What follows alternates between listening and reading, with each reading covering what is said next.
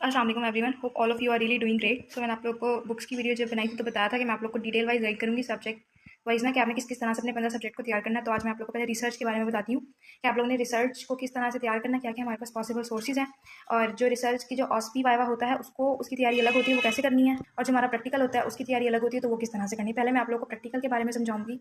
पहले हम लोग थ्योरी के बारे में बात करेंगे कि हमने थ्योरी की प्रेप किस तरह से करनी है, और फिर एट द एंड मैं आपको बताऊंगी कि आपने ना अपने प्रैक्टिकल के वाइवा की तैयारी किस तरह से करनी है, यानी कहाँ से करनी है। तो पहले हम अपने सोर्सेज की बात करते हैं। पहला सोर्स है हमारे पास ये रिहैबिलिटेशन रिसर्च, यानी एक रसल। एक हमारे पास सोर्स ये है रिसर्च को तैयार करने का। सेकंड सोर्स जो है वो हमारे हमारी बायोस्टैट की बुक है इब्राहिम की। और जो हमारा थर्ड सोर्स है वो हमारा थर्ड सोर्स ये है हमारे रिसर्च यानी एमपीटी के नोट्स रिसर्च।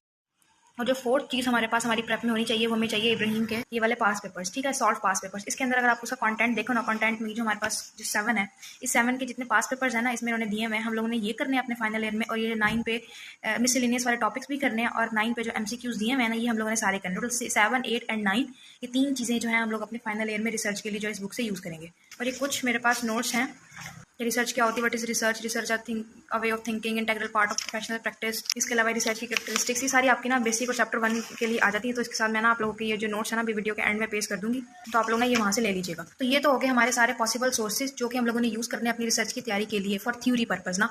वाइवा ऑस्पी के लिए क्या करना है उसके लिए मैं आप लोग को बताती हूँ अभी। सबसे पहले हम लोग थ्योरी की बात करते हैं। सबसे पहले एक तो हमारे पास सोर्स ये है कि हम लोग क्या करें, सिर्फ और सिर्फ अपनी ना ये रसल की बुक कर लें, ठीक है। अगर आप लोग रसल की बुक करते हैं ना, तो इसमें से आपको कोई भी सोर्स करने की जरूरत नहीं है। रसल की बुक इनफ है, और रसल की एज इट इज़ ना लाइंस आती होती हैं, ठीक है। अगर आप रसल नहीं करना चाहते, ठीक है, जो कि एक बेवकूफ़ाना हरकत होगी अगर आप नहीं करेंगे, क्योंकि जब अंडरस्टूड है कि पेपर बनना ही से है, एमसीक्यूज की लाइंस आती हैं रसल की ही, तो किसी और स्टेप पे जाना जो है ना वो बेवकूफ़ी है। लेकिन जो बच्चा ये रसल नहीं पढ़ता और किसी के कहने में आ जाता है कि बायोस्टैट की कर लो, तो वो क्या करे, पहले उसको, ये मैं खोल रही हूँ यहाँ से, तो उसने क्या करना होगा, चैप्टर नंबर 11 से लेके, ठीक है, चैप्टर नंबर 11 से लेके आप लोगों ने, अच्छा, अब जिसने बायोस्टैट की बुक से इसको तैयार करना है वो कहाँ से तैयार करना शुरू करेगा, चैप्टर नंबर 10 से शुरू करेगा। 10 से लेके और 18 तक वो एक दफ़ा सारा ये पढ़ेगा।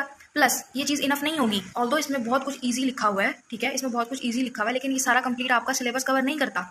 अच्छा, अब जिसने ये वाला सोर्स उठाया है ना बायोस्टैट वाला, उसको नंबर 1 ये करना पड़ेगा, नंबर 2 उसको सारा एमपीटी करना पड़ेगा, एमपीटी के नोट्स की एक एक चीज़ करनी पड़ेगी, ठीक है। ये करने के बाद आपको अपने इस बुक के ये जो मैंने आपको 3 चीज़ें बताई हैं ये करनी पड़ेंगी, ठीक है। अब इतनी सारी चीज़ें करने से अच्छा, और इसके बावजूद, इन तीनों चीज़ों को करने के बावजूद आप इस बात से श्योर नहीं हो सकते, 100% श्योरिटी नहीं है कि आप लोग एमसीक्यूज अटेम्प्ट करने के काबिल होंगे भी या नहीं, या फिर जो एससीक्यू आते हैं, आप लोगों ने 2 पास के पेपर देखे होंगे, जो एससीक्यू थे जो बिल्कुल ही थ्योरेटिकल बेस थे, वो आप अटेम्प्ट कर सकते हो या नहीं। इन 3 सोर्स करने के बाद ना आप श्योर नहीं हो, ठीक है, इसलिए हम लोग इनको कर देते हैं साइड पे। अब वो बच्चे जो जिन्होंने करनी सिर्फ रसल तैयार है, मैं आप लोग को तरीका बता देती हूँ कि आप लोगों ने रसल करनी किस तरह से तैयार है। अब रसल का आप जो ये मेरा कंटेंट देख सकते हो, मैंने इसमें बहुत कुछ भरा हुआ है। अच्छा, अब इस कंटेंट में अगर आप लोग देखो, इस कंटेंट के ना सारे के सारे, यानी जो 28 चैप्टर्स जो है ना, ये हमारे यूएचएस के उसमें करिकुलम में शामिल है, ठीक है। आप लोगों ने एक तो ये सारे चैप्टर दफा गो थ्रू करने हैं। अच्छा, जब आपने तैयारी शुरू करनी है ना अपने प्रॉफ के लिए, तो आप लोगों ने किस तरह से शुरू करनी है, अब आ जाओ यहाँ पे। आप लोगों ने ना ये 13 चैप्टर्स अच्छे तरीके से करने हैं। पहले चैप्टर, मैं नेम बोल रही हूँ, आप लोग देखते जाओ, थोड़ा सा ब्लर हो रहा है, ओके, क्लियर है। चैप्टर 2, 4, 5, 6, 7, 8, 9, 11, 15, 19, 14, 18 और 20, ये टोटल मिला के बनते हैं चैप्टर 13, ठीक है। आप लोगों ने क्या करना है, ये 13 चैप्टर जो है ना बहुत अच्छी तरह से करना है जब भी आप लोगों ने अपनी प्रॉफ की तैयारी शुरू करनी है। These are the most most most important chapters. अगर आप पास पेपर उठा के देखते हो ना, तो इन सिर्फ 13 चैप्टर्स में से सवाल आया हुआ है, ठीक है। अगर आप इन 13 चैप्टर्स को कर लेते हो ना, तो आपके ये पास पेपर के सारे सवाल जो है ना वो अटेम्प्ट हो जाते हैं, ठीक है। और कभी भी ये बेवकूफ़ी ना किया करें कि सवाल भी पास पेपर से देखें और उसका जवाब भी पास पेपर वाला याद करा करें। No, it's a wrong approach. आप सिर्फ क्वेश्चन को पास पेपर से देखा करें, और अपना आंसर जो आपकी रेलिवेंट या आपकी जो रिकमेंडेड बुक होती है ना, उसका आंसर हमेशा वहाँ से तैयार किया करें। तो आप लोगों टोटल जो है ना हमारे पास ये 23 क्वेश्चंस कह लो या 23 डायमेंशंस हैं जो ना पास पेपर के अंदर आएंगी हैं। अब आप जब वो 13 चैप्टर्स कवर कर लेते हो ना, तो आपकी जो 23 डायमेंशंस है ना, ये अच्छे तरीके से कवर हो जाती हैं। डोंट वरी अगर आप लोगों को थोड़ा सा ब्लर नजर आ रहा है at the end of the video, मैं पास पेपर एनालिसिस इस ग्रुप की वीडियो के लास्ट में पेश कर दूंगी, आप लोग इसका ना स्क्रीनशॉट ले लीजिएगा फिर। अब मैं आप लोगों को ना यहाँ से बताती चलूँ कि हमारे प्रॉफ में ना एमसीक्यूज कहाँ से आते हैं। एमसीक्यू आए थे सिर्फ और सिर्फ 3 जगह से। एक एमसीक्यूज की वैरायटी कह लें, बहुत सारे एमसीक्यूज आए हुए थे in chapter number 10 group design में से, जो इनकी स्टडीज डिजाइन है ना, सिंगल सब्जेक्ट डिजाइन और मल्टीपल सब्जेक्ट, और जो ग्रुप डिजाइन है, आप लोगों ने जो ये रिसर्च के डिजाइन है ना, आपने वो बहुत अच्छे से करनी है। एक एमसीक्यूज का बहुत बड़ा पोर्शन वहाँ से आया हुआ था, और एक पोर्शन आया हुआ था वो हमारे कोरिलेशन, रिग्रेशन, वो वाले जो सारे थे ना, हाइपोथेसिस टेस्ट जो थे, अनोवा, उन सबसे एमसीक्यूज आए हुए थे कि इसमें से अगर ये सिचुएशन होगी तो कौन सा टेस्ट लगेगा, ये सिचुएशन होगी तो कौन सा टेस्ट लगेगा। तो आप लोगों ने क्या करना है कि अपने वो वाले सारे टेस्ट जो है ना, और उनके एडवांटेजेस डिसएडवांटेजेस, उनके फंक्शन एक दफा पढ़ लेने के क्या सिनेरियो होगा तो हम लोग कौन सा टेस्ट अप्लाई करेंगे। और जो एमसीक्यूज आए हुए थे वो आए हुए थे इस चैप्टर नंबर 15 यानी एपिडेमियोलॉजी से। सिर्फ टोटल इन 3 चैप्टर्स के अंदर से ना हमारे पूरे रिसर्च के 45 एमसीक्यूज आए हुए थे, और एज इट इज इसकी लाइन्स थी। तो यानी टोटल एमसीक्यूज की डोमेन सिर्फ 3 थी हमारे पास, एक ग्रुप डिजाइंस, एक वो हमारे टेस्ट जो हाइपोथेसिस के थे, पैरामेट्रिक नॉन पैरामेट्रिक, और तीसरा जो था वो हमारा एपिडेमियोलॉजी था। तो आप लोगों ने भी क्या करना है, अभी जब भी आप प्रॉफ की तैयारी करोगे, किसी भी चीज़ की तैयारी करोगे, टर्म्स वगैरह, आपने पहले इन 3 चैप्टर्स को अच्छी तरह से कवर करना है। एक और बात मैं आपको बताती चलूँ, मैंने ना ड्राइव के अंदर ना कुछ चीज़ों के ना स्लाइड्स ऐड की हैं, जैसे चैप्टर 14, चैप्टर 15, पूरे के पूरा 28 चैप्टरों की स्लाइड जो है ना वो अपलोड नहीं है, लेकिन जिन जिन चैप्टर्स की स्लाइड्स अपलोड है ना, आपने एक दफा उन स्लाइड्स को भी जरूर पढ़ना है। अब जैसे एक है ओपन फॉर्मेट और क्लोज फॉर्मेट ना, अब बुक के अंदर ओपन और क्लोज फॉर्मेट का जिक्र नहीं किया हुआ, लेकिन वहां से हमारा एक एमसीक्यू आता है कि ओपन ये जो सिमेंटिक टाइप, लीकर टाइप होते हैं, ये कौन सी टाइप जो थी ना, इनमें से एक टाइप एमसीक्यूज में आई हुई थी। तो आप लोगों ने वो 7-8 स्लाइड है सिर्फ, लेकिन आप लोगों ने वो स्लाइड लाजमी जो है वो तैयार करनी है, ठीक है। जिसने रसिल करनी है वो क्या करे, पहले अपने ये वाले चैप्टर अच्छी तरह से तैयार करें। इनको करने के बाद एपिडेमियोलॉजी के जो मैंने आप लोगों को 3 चैप्टर बताए जहां से एमसीक्यूज आए हैं, ये 3 चैप्टर 3 डोमेन अच्छी तरह से तैयार करें, और एंड पेज जो पास पेपर का जो मैंने एनालिसिस यहाँ लिखा हुआ है, यहीं से सवाल उठाए और बुक से जवाब ढूंढ के उनको तैयार कर ले, और उनकी रिसर्च जो है ना वो तैयार हो गई है। बच्चे मुझे डीएम करते हैं कि आपने कैसे पढ़ा था, तो मैं आप लोगों को अपना तरीका बताती हूँ। पहले नंबर 1 मैंने पढ़ी थी रसेल, ठीक है। ये मैंने आप लोगों के सामने इसीलिए लिखा हुआ कि पहले मैंने ये चैप्टर तैयार किए थे। ये चैप्टर तैयार करने के बाद मैंने अपना पास पर एनालिसिस निकाला था, फिर मैंने सारे क्वेश्चन तैयार किए थे। ये क्वेश्चन जब मैंने तैयार किए और अंदर से मैंने कुछ क्वेश्चन निकाले थे, तो मेरे ऐसी कुछ तकरीबन तैयार हो गए थे। अच्छा, मैंने ना 4th ईयर में बच्चों को ना बायोस्टैट पढ़ाई थी, तो बायोस्टैट इसलिए मुझे ज़्यादा चाहिए थी। आप में से बहुत सारे बच्चे जो थे वो मेरे सेक्शन में एनरोल भी थे बायोस्टैट के बैचेस में, तो उनको अंदाजा होगा इस बात का। तो मैंने क्या किया था, नंबर 1 मैंने रिसर्च रसिल करके ना फाइनल कर दी थी, लेकिन मेरे अंदर क्यूरियोसिटी थी कि ये सब लोग ना इसकी इब्राहिम की बुक का ना बार बार सजेशन क्यों देते हैं, ये क्यों कहते हैं ना कि बस एंड के 9-10 चैप्टर कर लो और आपके हो जाएंगे। फिर मैंने क्या किया, चैप्टर 1 से ना पढ़ना शुरू किया। मैंने यहाँ से लेकर 18 चैप्टर्स तक पढ़ा। अब मुझे ये सारे चैप्टर पढ़ने के बाद अंदाजा हुआ कि इसमें ना लिखा तो बहुत आसान हुआ है, बहुत आसान वर्डिंग है, आप एक गो में ना पढ़ते और आपको याद भी हो जाता है, लेकिन हमारा सिलेबस कवर नहीं होता। अब फॉर एग्जाम्पल यहाँ पे उन्होंने सब्जेक्ट ये चैप्टर नंबर 15 है ना, ये बहुत ज़्यादा इंपॉर्टेंट है, ये रिसर्च डिजाइन वाला। अब ये जो है ना ये बहुत सिंपल तरीके से लिखता है, ठीक है, लेकिन रसिल में ना ये चीज़ बहुत कॉम्प्लेक्स करके लिखी हुई है। तो जिसको रसिल से एक दफा समझ नहीं आ रहा ना, वो पहले क्या करे कि एक दफा अपनी बेस बना ले यहाँ से चैप्टर 15 से। जब अपनी बेस बना लेगा फिर उसके बाद थोड़ा डिफिकल्ट लेवल पे चला जाए। इसी तरह यहाँ पे चैप्टर नंबर 11 में जो कॉन्सेप्ट दिया वैलिडिटी का और रिलायबिलिटी का, आप ये वैलिडिटी और रिलायबिलिटी यहीं से तैयार कर लेना, क्योंकि यहाँ बहुत आसान दिया है और ये हर जगह पूछते हैं। सेंडक में पूछा हुआ था कि डिफाइन वैलिडिटी, डिफाइन रिलायबिलिटी, इनकी टाइप्स क्या होती हैं, इनको मेजर कैसे करते हैं, और वैलिडिटी और रिलायबिलिटी को क्या थ्रेट्स होते हैं। तो ये वैलिडिटी रिलायबिलिटी वाला चैप्टर आप यहीं से तैयार कर लेना, ये इब्राहिम की बुक से। और ये करने के बाद फिर आप रसिल पे चले जाना। इसके बाद आ जाओ यहाँ पे डाटा कलेक्शन इंस्ट्रूमेंट्स में ना। अब यहाँ पे ये डाटा कलेक्शन कौन कौन से टूल्स होते हैं, इंस्ट्रूमेंट्स होते हैं, ऑब्जर्वेशन होता है, इंटरव्यू होता है, क्वेश्चन होता है, ये भी बहुत ईजी करके लिखे हुए हैं। तो आप डाटा कलेक्शन के इंस्ट्रूमेंट्स पहले यहाँ से याद कर लेना, थोड़ी बेस बन जाएगी, ईजी होगा, समझ आ जाएगी, फिर रसिल पे चले जाना। तो ऐसा करने से क्या होगा कि आप लोगों का जो अंडरस्टैंडिंग लेवल है बहुत ज़्यादा अच्छा हो जाएगा, बाकियों से ज़्यादा अच्छा पेपर अटेम्प्ट हो जाएगा।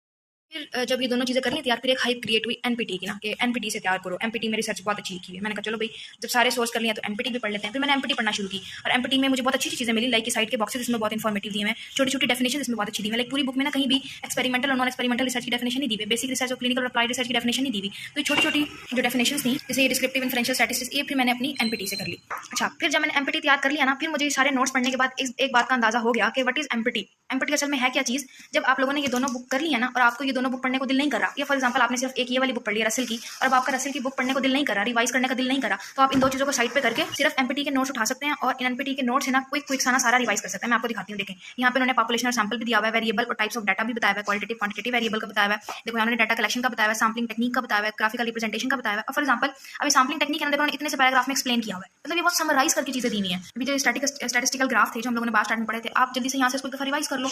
तो ये सब पढ़ने के बाद मुझे ये अंदाजा हुआ कि जब आपने चीज़ों को रिवाइज करना है और बुक पढ़ने का दिल नहीं कर रहा ना, तो आप फौरन से अपनी एनपीटी उठाओ, अपने एनपीटी के नोट्स उठाओ, और फौरन से ना एक क्विक रिव्यू देके ना इस सारे को एक दफा पढ़ लो। तो फिर मैंने ऐसे ही किया, मैंने सारे पढ़ लिए थे ऐसे एक दफा रीड करके, मेरी चीज़ें रिवाइज हो गई, और रिवाइज होने के बाद मैंने इसके एंड के एमसीक्यूज की और मेरी रिसर्च हो गई खत्म। एंड ट्रस्ट मी, जब आप लोग ये 3 चीज़ें कर लेते हो ना, इतना करने के बाद फिर आपको किसी पास पेपर करने की जरूरत नहीं है। लेकिन मुझे फिर भी तसल्ली नहीं हुई, मैंने कहा ऐसा ना मेरी ये वाली बुक रह जाए। फिर मैंने ये इब्राहिम के पास पेपर वाली बुक उठाई, और मैंने ना बस इस तरह करके एक दफा क्वेश्चन में यहाँ से पढ़ती गई, आंसर तो चूंकि मुझे बस यहाँ से मैं क्वेश्चन देखती गई, और आंसर तो मैंने तैयार किए हुए थे, तो आंसर मैंने अपने बुक वाले किए थे। बस मैंने यहाँ से ना जो अपने क्वेश्चन देखे थे, ये right 3 characteristics of good research design, ये इब्राहिम की बुक में दिया हुआ है ना क्वेश्चन। तो भी यानी इतना सब करने के बाद अंदर इसके घुसने की मुझे जरूरत नहीं पड़ी, सिर्फ मैंने क्वेश्चन यहाँ से देखे, और लास्ट में ना फिर इसके एमसीक्यूज दिए हुए, कुछ बायो स्टार्ट भी मिक्स किए हैं, लेकिन ये एंड्स के जो थे ना एमसीक्यूज, इसमें एंड पे रिसर्च के एमसीक्यूज दिए हैं। तो एंड पे ना फिर मैंने सारे जो थे वो रिसर्च के एमसीक्यूज एक दफा पढ़ लिए थे, तो यूँ करके मेरी रिसर्च हो गई थी तैयार। तो आप लोगों ने भी ना इस तरह से करना है कि आप लोग क्या करना है कि पहले आप लोग रसिल ले लेना, और रसिल जिसने कर ली मोर देन इनफ, जिसने रसिल नहीं पढ़नी ये सारे सोर्सेज ना कंसल्ट करेगा, ठीक है। ये तो होगी हमारी थ्योरी की तैयारी। अब हम लोगों ने अपने टोटल बता दूं कि रिसर्च की रसिल की बुक को इसको तैयार करने में लगते हैं हमारे पास हार्डली 2 दिन, ठीक है। जो इंसान 2 दिन बिल्कुल सुबह से लेकर रात तक बैठ के पढ़ेगा ना, अप्रॉक्सीमेटली 11 आवर्स अ डे, यानी 22 आवर्स में वो अपनी रिहेबिलिटेशन रिसर्च की रसिल कर सकता है, क्योंकि मैंने भी 2 दिन में की थी। मैं पूरा साल बहुत नॉन सीरियस रही थी, लेकिन एंड पे जब मैंने की तो बहुत इंसान बन के पढ़ी थी, 2 दिन में रसिल हो गई थी, ठीक है। 2 दिन में रसिल हो जाती है, एक दिन में आपके बायो स्टार्ट के सारे चैप्टर्स रीड हो जाते हैं, ठीक है। एक दिन लगता है आपको ये इसके एंड के 8 चैप्टर्स करने में, एक दिन इसमें लगता है, और टोटली सिर्फ आधा दिन लगता है इस रिसर्च को एमपीटी के नोट्स रिवाइज करने में। मुझे तो 4 आवर्स लगे थे, अब आप अपना देख लेना, लेकिन सिर्फ आधा दिन लगता है रिसर्च एमपीटी के नोट्स रिवाइज करने में और 45 मिनट्स लगते हैं इसके एंड के एमसीक्यूज करने में। जो हमारी थीसिस है, इस थीसिस को तैयार करने में पूरा साल लग जाता है, लेकिन इसको पढ़ने में मुश्किल से 1 या 1.5 घंटा लगता है और ये सारी थीसिस वाइवा के लिए तैयार हो जाती है। तो यानी टोटल आप अपनी 3.5 दिन में, अगर आपके पास डायरेक्शन है, वो डायरेक्शन जो मैंने आप लोग को बताई है कि कहाँ से क्या कैसे कैसे चीज़ तैयार करनी है, अगर आपके पास वो सारी डायरेक्शन है तो अपने 3.5 डेज में ना ये सारी चीज़ें ना बहुत अच्छी तरह से तैयार करके डिस्टिंक्शन वाला पेपर जॉब अटेम्प्ट कर सकते हैं। Very interesting. I like it. अपनी ऑस्पी वाइवा की तैयारी, ठीक है। ऑस्पी वाइवा के लिए आप लोगों ने ये सोर्सेज तो ऐसी बात है पूछेंगे ग्रुप डिजाइन, लेकिन अपनी सारी वाइवा की तैयारी आप लोगों ने करनी है अपनी प्रैक्टिकल नोटबुक्स। अब आप कहोगे ये कहाँ से आ गई, इसको वो बोलते हैं थीसिस ना। ऐसा क्या होता है कि फाइनल ईयर में ना सब क्लास को ना ग्रुप्स में डिवाइड कर दिया जाता है और हर ग्रुप को ना अलग अलग टॉपिक दिया जाता है। अब मेरा जो ग्रुप टॉपिक था ना रिसर्च का, वो था prevalence of cervical pain among graduates of MNDC. मैंने क्या की थी, इस टॉपिक पर रिसर्च की थी। मैं अकेली नहीं थी, मेरे साथ और लोग भी थे। तो इस तरह एक पीडीएफ सब लोग अलग अलग काम करते हैं, कोई इंट्रो लिखता है, कोई मेथोडोलॉजी लिखता है, कोई थीसिस लिखता है, कोई रिजल्ट बनाता है। इस तरह करके ना हर बंदा अलग अलग काम करता है। फिर आपने उसको एक पीडीएफ फॉर्म पे लेके आना, तो आपने इस तरह से हार्ड कॉपीज जो है वो बनवा लेनी होती है। देखिए ग्रुप्स वगैरह ऐड करने होते हैं और इस तरह आपकी रिसर्च तैयार हो, आपकी ना थीसिस तैयार हो जाती है। थीसिस फिर आप लोगों ने प्रैक्टिकल में सिर्फ यही कॉपी लेके जानी होती है, जहाँ से आपका वाइवा होता है। उसमें नहीं होती रिसर्च की, बस वाइवा होता है। वो आपका जो आपने रिसर्च की होती है पूरा साल उसी में से होता है। एक मेरी आप लोगों को बहुत सिंसियर एडवाइस है, जब आप लोग अपनी रिसर्च कर रहे हो ना पूरा साल, आप लोगों ने ना बहुत अटेंटिव रहना है। आप बेशक इंट्रो कोई और बच्चा लिख रहा है, लेकिन आपने साथ साथ सीखना है कि इंट्रो लिखते कैसे हैं, इंट्रो में चीज़ें क्या क्या आती हैं। फॉर एग्जाम्पल कोई और बच्चा लिटरेचर रिव्यू लिख रहा है, लेकिन आपने टोटल इन रहना है कि लिटरेचर रिव्यू लिखते क्या, आखिर लिटरेचर रिव्यू में क्या क्या चीज़ें आती हैं। हमारे सेंटर्स का वाइवा हुआ था ना, तो उसमें भी मैम ने सिर्फ हमसे ये हमारी थीसिस जो थी हमारी उसी में से वाइवा लिया था और कुछ नहीं सुना था, बुक से ये एड्रेसेस वगैरह से कुछ भी नहीं सुना था। तो आप लोगों ने टोटली ना पूरा साल इन रहना है, ठीक है। और मैं तो ये सजेस्ट करूँगी कि आप ना हर बच्चा अपना काम ना खुद करे। आप जैसे सर कहेंगे ना कि फलाने ने इंट्रो लिखना है, फलाने लिटरेचर भी, फलाने ने मेथोडोलॉजी लिखनी है, तो आप क्या करना, आप खुद ही से ना खुद ही अपने लैपटॉप में इंट्रो लिख लेना, खुद ही साथ लिटरेचर रिव्यू लिख लेना, खुद ही अपनी मेथोडोलॉजी लिख लेना और बेशक एंड में अपनी जो आपने कंपाइल की हुई है ना रिसर्च, अपनी रिसर्च की हार्ड कॉपी करवा लेना। जरूर ऐसे ना करना कि सबका मिक्सअप हो। तो हाँ, एक और चीज़ बता चलूँ, अपने सिंगल पेज पे एक प्रिंट करवाना है और ब्लैक एंड व्हाइट प्रिंट कराना। अगर आप कलर प्रिंट कराना तो वो भी आप करा सकते हैं, कोई मसले वाली बात नहीं, लेकिन हर कोई ब्लैक एंड व्हाइट कराता है। तो अपने ब्लैक एंड व्हाइट करानी, एक पेज पे एक प्रिंट कराना है और ना ये क्या कहते हैं इसको ना इसी तरह से बाइंड कराना। कुछ बच्चे बहुत फैंसी बाइंड करा लेते हैं, तो फिर वो मतलब सबकी जैसी नहीं होती, फिर मसला होता है। तो आप लोग ना इसको ऐसे ही बाइंड करा लीजिएगा। So it's all about practical. I hope so आप लोगों को इस प्रैक्टिकल नोटबुक की समझ आ गई होगी और मुझे हमारे प्रॉफ का पेपर भी मिल गया है। ये देखें, अब देखने में तो बहुत आसान है, लेकिन ये जो क्वेश्चन नंबर है ना 8 और क्वेश्चन नंबर 9 आपके सामने बायस्टैट से आया है, कोरिलेशन कोएफिशिएंट की स्ट्रेंथ और फैक्टर एनालिसिस और difference between linear and logistic regression. तो इनका दिमाग खराब है, रिसर्च में बायस्टैट डाल देते हैं, बायस्टैट में रिसर्च डाल देते हैं। तो इसलिए ना ये अपनी कोरिलेशन रिग्रेशन ऐसी वाली चीज़ें रिवाइज करके जाना, क्योंकि मैंने बताया हमारे पेपर में बहुत सारे एमसीक्यूज जो है इस डोमेन से आए हुए थे। बाकी पेपर आसान था और ये जो नोट्स हैं इनकी पिक्चर मैं at end of the video में पेस्ट कर देती हूँ, आप लोग यहाँ स्क्रीनशॉट ले लीजिएगा। और अब यहाँ से हम अपनी रिसर्च एंड करते हैं। आई नो वीडियो ना बहुत लंबी होगी, लेकिन मैंने सोचा मैं आप लोगों को डिटेल में समझा दूँ कि आप लोगों ने रिसर्च जो है वो किस तरह से तैयार करनी है। सो अपना ख्याल रखें और किसी का रिसर्च से रिलेटेड कोई भी क्वेश्चन ना तो काइंडली आप मुझसे कमेंट सेक्शन में पूछिएगा। व्हाट्सएप पे आप जब अलग अलग पूछते हैं तो सबको ना अलग अलग जवाब नहीं दिए जाते, ठीक है। मेरे लिए ज़्यादा सूटेबल, ज़्यादा फीसिबल ये रहेगा कि आप मुझे इस वीडियो के कमेंट सेक्शन में अपने क्यूरीज जो है वो अपनी एम्बिग्यूटीज जो है वो छोड़ दें। मैं फिर आप लोग को टाइमली जो है वो रिस्पॉन्ड करूँगी। अपना ख्याल रखें। Out and over.